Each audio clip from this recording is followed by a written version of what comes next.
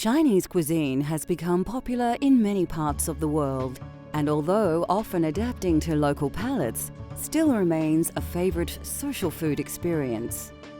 Often served in bite-sized pieces, using fresh ingredients and lightly spiced, it's no wonder the world can't get enough of the cultural flavors of China.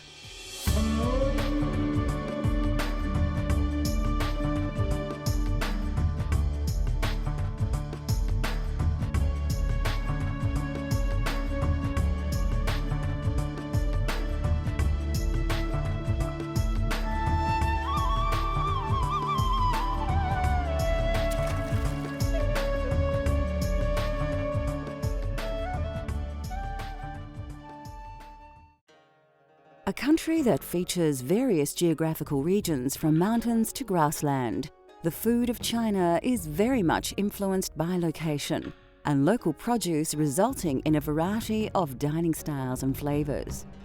China is a multicultural country, and even the food, they got all different kind of culture. The style, the taste, the spices, like northern, they're more spicy and more like oil to cover, to keep the food warm. So they are slightly a bit of oil in there because of weather there. And southern is slightly a little bit different. Mainly it's the opposite of the style. It's clear, less oil and less spices. And because of that, that's why the southern food can bring up more natural taste and less oil. And not all the food are spicy. And southern food is concentrate on the natural of the food. What it is, you bring it out and you get that taste straight away.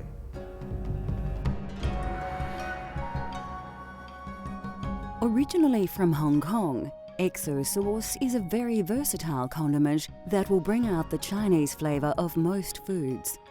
Once made, it can be stored for some time and is an essential ingredient that all lovers of Chinese cuisine should have on hand. XO sauce is quite a magic sauce. Naturally, it use some ingredients that can be expensive. It just can combine with any seafood, any meat, any vegetable dish, and it can be stored in the long term in the fridge.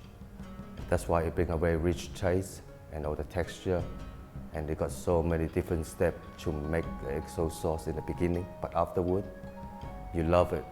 Every dish you make, you want to add XO sauce in there, just a spoon, tablespoon, and it just brings out the flavor.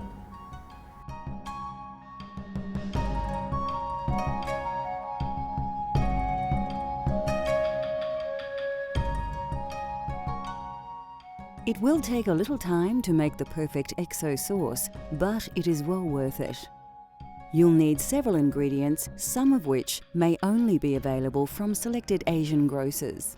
These include Chinese pickle and dried shrimp. Dry scallops need to be soaked in hot water for at least half an hour.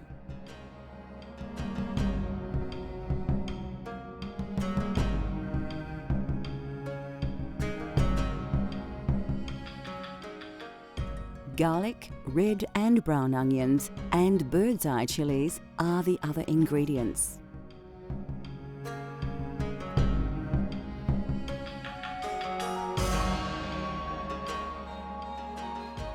Like so many great dishes, the first thing we need to do is chop some onions. First, remove the skin from a brown onion and then chop finely before placing in a bowl. Now grab a red onion and slice to a similar size as the first onion. Next, we need to chop some fresh garlic. About 2 peeled cloves will do. Now to add some heat to our recipe, finely chop about 3 small red bird's eye chilies and remove the stalks. So the last thing I need to do is the dry scallop. The dry scallop I put in the hot water and then steam it for about half hours.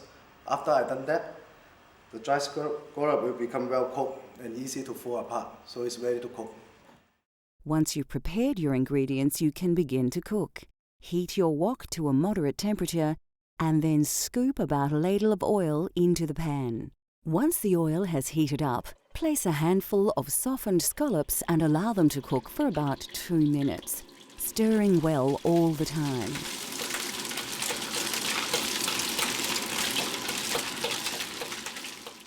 Then, remove them from the oil and place them somewhere where they can drain.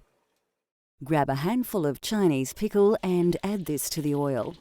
Stir this well and this time cook for 5 minutes before removing this from the oil and placing somewhere to drain. It is very important that you turn the heat down low now. To the oil, add your chopped red and brown onion along with a very generous sprinkling of dry shrimp. Stir the ingredients well. This part of the recipe will take a long time, but your patience will be rewarded as your resulting XO sauce will look and taste much better with time. After about half an hour, the ingredients should have cooked quite well and turned a dark golden colour.